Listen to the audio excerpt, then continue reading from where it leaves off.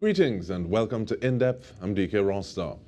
Operating under the mission of contributing to the development of young people and in achieving their full physical, intellectual, social, and spiritual potential, and as individuals, as responsible citizens, and as members of their local, national, and international communities through the application of principles and practices, is the Scout Association of Trinidad and Tobago's mission.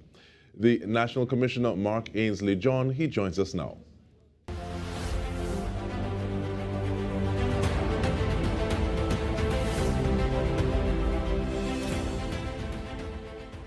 Welcome, National Scout Commissioner. Thank you so much for joining us. I want to start off with the question, though. What is the main reason that people join the program? Well, thank you, DK, for having me on your program. And the main reason is the adventure, being outside and participating in activities outdoors is the usual reason that a lot of young people join the Scout movement. And the adults join the Scout movement for similar reasons, but also because they believe that they would like to contribute to the development of young people in their way and through the Scout movement.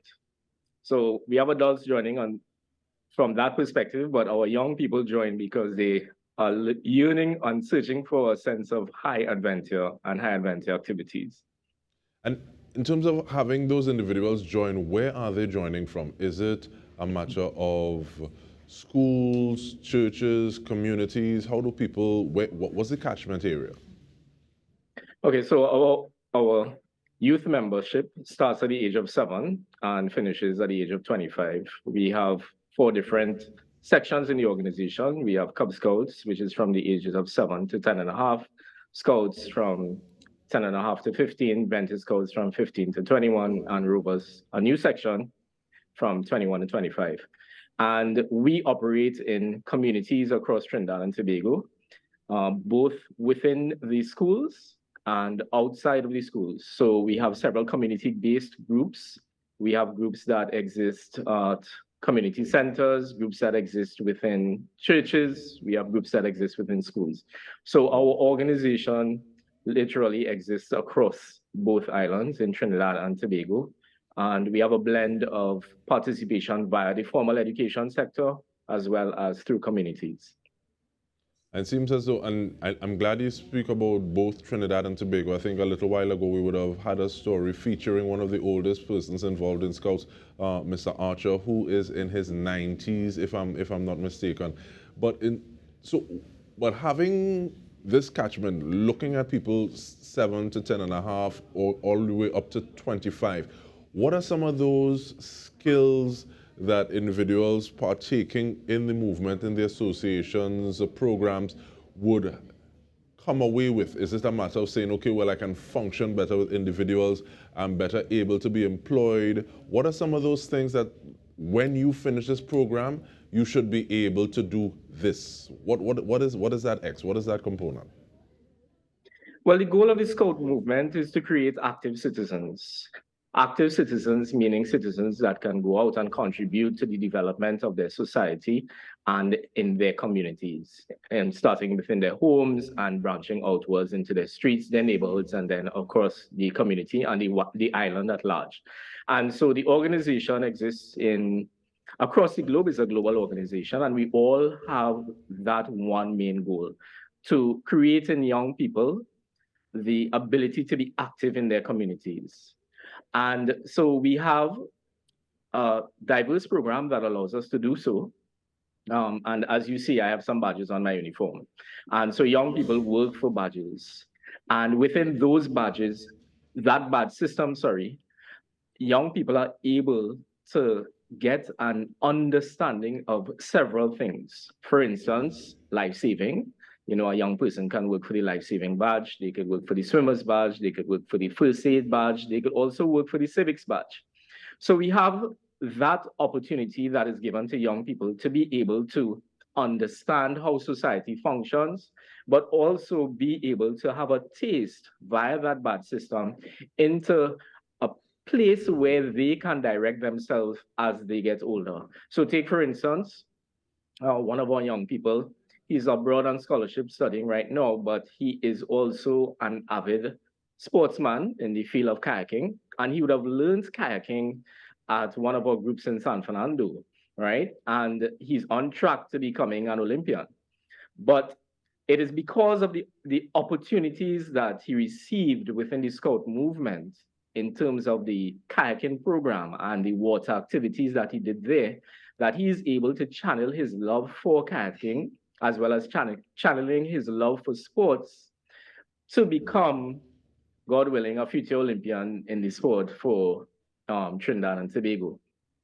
But we also have the critical employability skills. Our young people, our program is self-directed, meaning that it is directed by young people and the individual.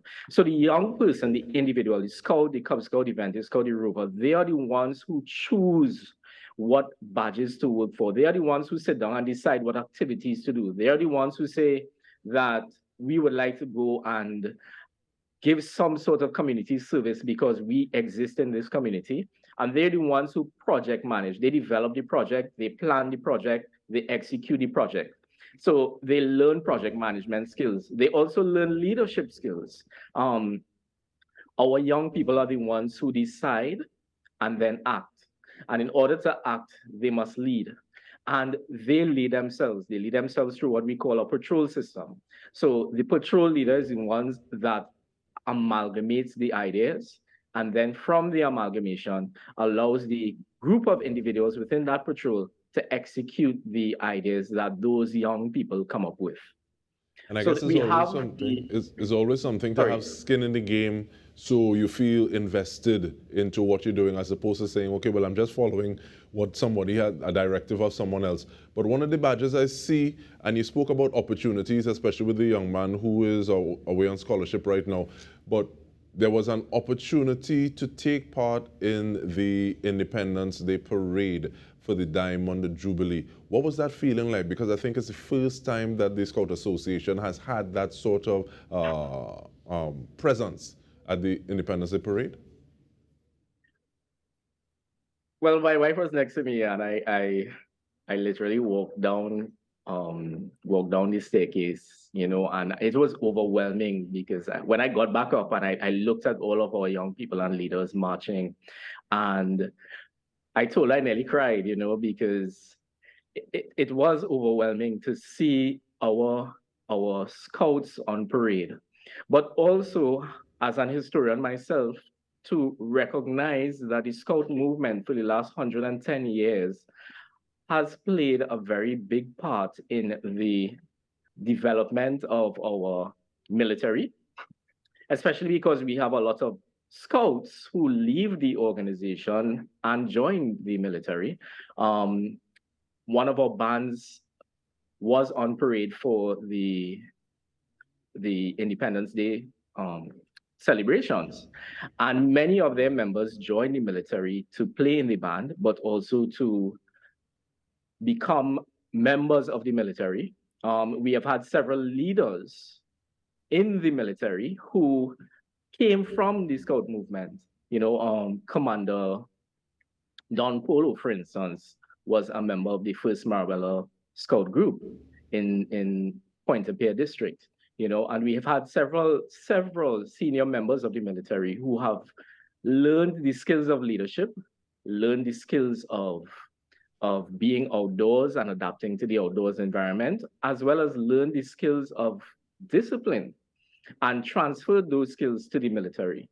So I think it was a natural progression that we would eventually end up on parade. And then historically as well, the Scouts also served Trinidad and Tobago during the World Wars by lighting beacons, by being Coast Guard men, by being precepted police officers, informally looking at our shores and making sure that there was no threat to our shores. And if there was any, actually reporting them to the police or the regiment that existed at our shores during that period. So, from then until now, I see it as a natural progression during our 110 years.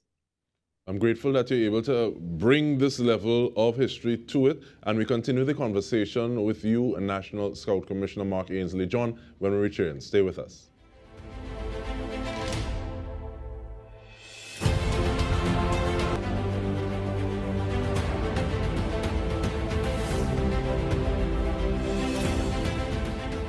Welcome back. We are speaking with the National Scout Commissioner, Mark Ainsley John.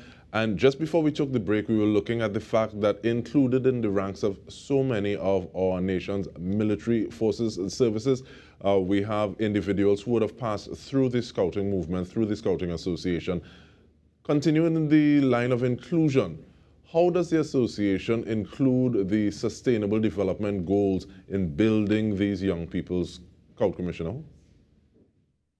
So we've made a decision to ensure that the sustainable development goals are actually wrapped into our badge system.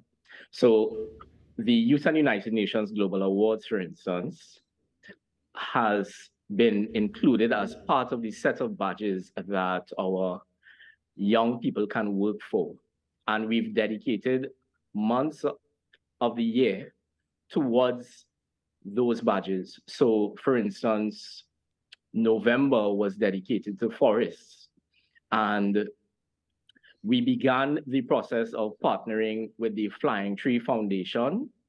And we asked young people to do several activities that are associated with forests, understanding what forests are, understanding the role that forest plays in our environment, understanding how we can help with reforestation, understanding that deforestation impacts us all, and then getting young people to understand that they are the ones who hold the future in their hands, and they are the ones who can make a difference in their futures and in our futures, because they become the future leaders of tomorrow by the actions that they take, or through the actions that they take to help us in our futures. No, you're saying these things and it's sounding real good, NSC, but at the same time, it feels as though, I don't want to call it best kept secret or anything along those lines, but many times when you hear individuals talking about, all right, we want to deal with, we want to help address youth who are at risk, you hear individuals speaking about things like the MyLad program, possibly you may hear talk about a police youth club. What are some of those things? Partnering, just being out there. Why don't we hear more about scouting when there's all these good things taking place? Well, that's a difficult question, but I'll answer it by saying, at times I believe that we are the best kept secret.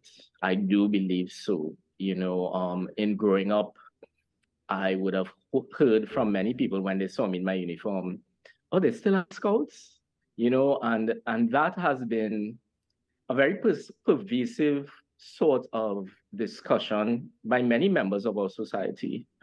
And one has to understand why. And I suppose the why is because the organization, just like any organization, has had periods of ebbs and flows. And under my direction as National Scout Commissioner, I have made it my business to ensure that we are flowing again. And we have changed the way in which we do our operations.